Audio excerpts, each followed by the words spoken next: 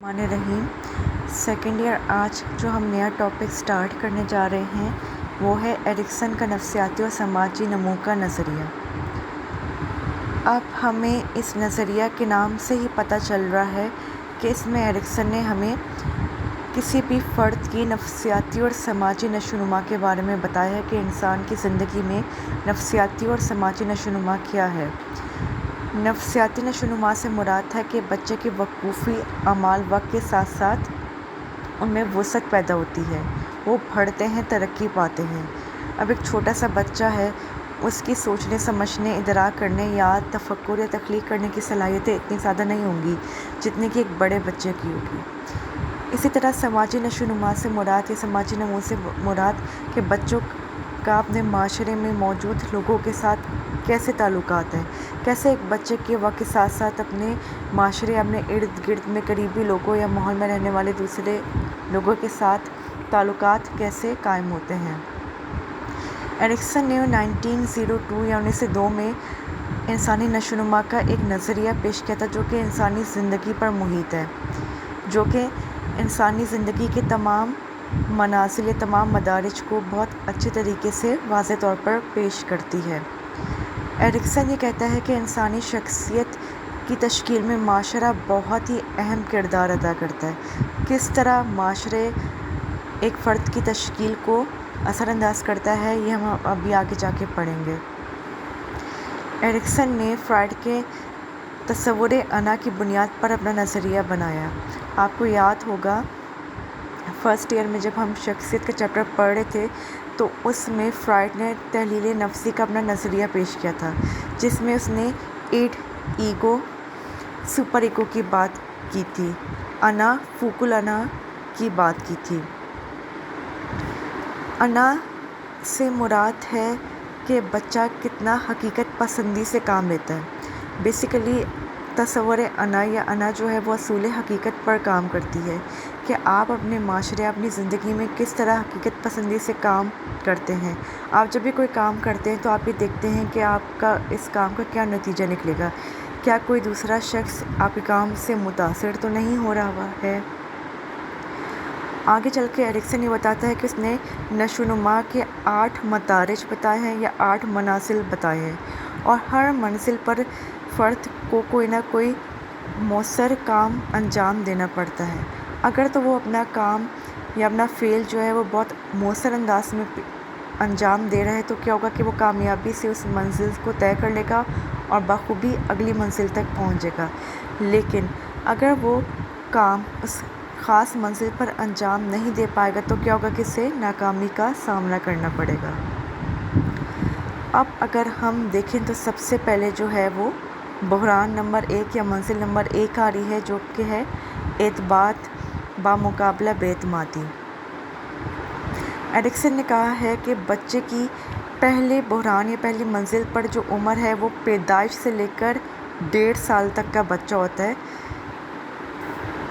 اب وہ یہ کہتا ہے کہ بچے میں اعتمادی یا بے اعتمادی کب پیدا ہوتی ہے۔ اگر تو ایک ماں اپنے چھوٹے بچے کی تمام ضروریات پورا کرتی ہے، اس کے کھانے پینے کا خیال رکھتی ہے تو کیا ہوگا کہ بچے میں اعتمادی پیدا ہوگی، یعنی بچے کو یہ یقین ہوگا کہ ماں میرے پاس ہے اور اگر وہ مجھے چھوڑ کے بھی جائے گی تو واپس آ جائے گی۔ لیکن اس کے برعکس اگر ماں بچے کی نیڈس کو پورا نہیں کر رہی ہے، اس کی ضروریات کی تکمیل نہیں ہو پا رہی ہے، اس کو وقت پر کھانا پینا نہیں مل رہا ہے یا اس کی ضرورت حاجت کو بھی وقت پر پورا نہیں کیا جا رہا ہے تو کیا ہوگا کہ اس میں بے اعتمادی پیدا ہوگی۔ بچے کو لگے گا کہ اس کو سب نے چھوڑ دیا ہے، وہ تنہا اور اکیلا اپنے آپ کو محسوس کرے گا۔ اس وقت جو ہے وہ بچے میں بے اعتمادی پیدا ہوگی۔ اگلی جو منزل ہے وہ ہے خود مختاری بمقابلہ شرم و جھجک۔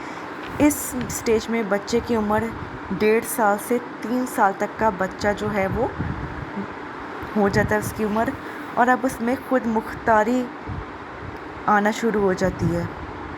خود مختاری سے مراد ہے کہ وہ اپنے کام خود بخود سر انجام دینا شروع کر دے گا، وہ اپنا کام انڈیپینڈنٹلی تھوڑا بہت کرنا شروع ہو جائے گا۔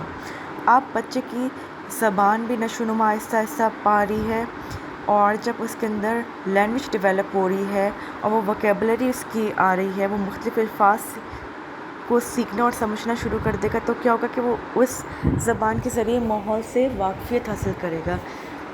اس کو پتہ چلے گا کہ اس کے ارد گرد یا ماحول میں کیا چیز چل رہی ہے.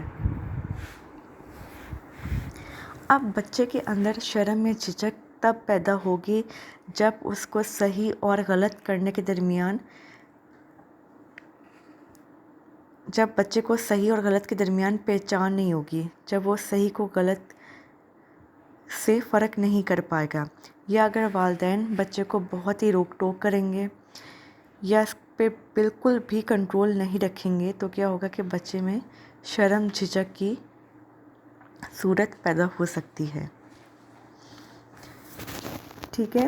خود مختاری سے مراد یہ ہے کہ آپ نے اکثر دیکھا ہوگا کہ آپ کی آبزرویشن ہوگی کہ 3 سال تک کا بچہ چھوٹے موٹے اپنے بہت سے کام کر سکتا ہے اور اس کی زبانی نشو و نما بھی ہو رہی ہوتی ہے، بہت سے ورڈ سیکھتا ہے، الفاظ سیکھتا ہے اور وہ چیزوں کے بارے میں جانتا ہے، سوال پوچھنا شروع کرتا ہے. تو اس کے اندر خود مختاری کی سینس پیدا ہونا شروع ہوتی ہے، اور شرم اور جھجک تب پیدا ہوگی جب وہ صحیح اور غلط کے درمیان فرق نہیں کر پا رہا ہے. ٹھیک ہے.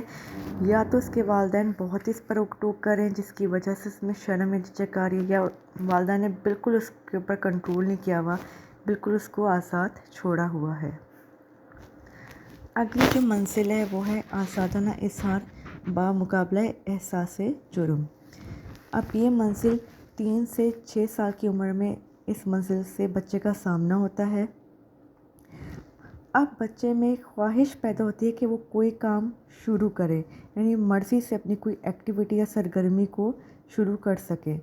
وہ اپنی رائے کا آزادانہ اظہار کرنا چاہتا ہے. اگر تو وہ اپنی رائے کا آزادانہ اظہار نہیں کر سکتا یا کوئی کام خود سے نہیں کر پائے گا، تو کیا ہوگا کہ اس میں احساس جرم پیدا ہو جائے گا.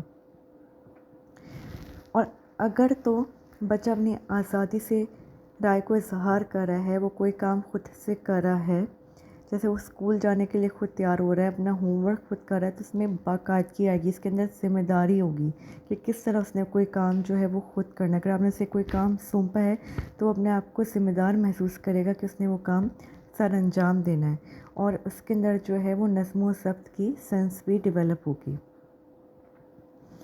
لیکن اگر آپ بچے کو کانفیڈنس نہیں دے رہے ہیں، اس کی رائے کسی بھی چیز کے بارے میں نہیں معلوم کر رہے ہیں، تو کیا ہوگا کہ بچے میں احساس جرم پیدا ہو جائے گا. اگلی جو منزل ہے وہ ہے محنت بمقابلہ احساس کمتری. اب آپ دیکھیں کہ اس بحران یا اس منزل پر بچے کی عمر 6 سال سے لے کر 12 سال تک کی عمر میں ہوتا ہے. اب بچہ پراپر جو ہے وہ اسکول جا رہا ہے. اب کیا ہے، بچہ محنت کرنا شروع کرے گا، وہ اپنا ہوم ورک کرے گا، کام کرے گا، اس کی تخلیقی صلاحیتوں میں اضافہ ہوتا ہے، اس کے جذبات پروان چڑھتے ہیں.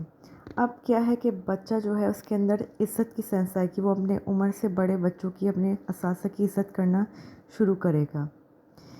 اس سٹیج کو پیاجے کی وقوفی ترقی کو ٹھوس عملی درجے کا نام دیا گیا ہے.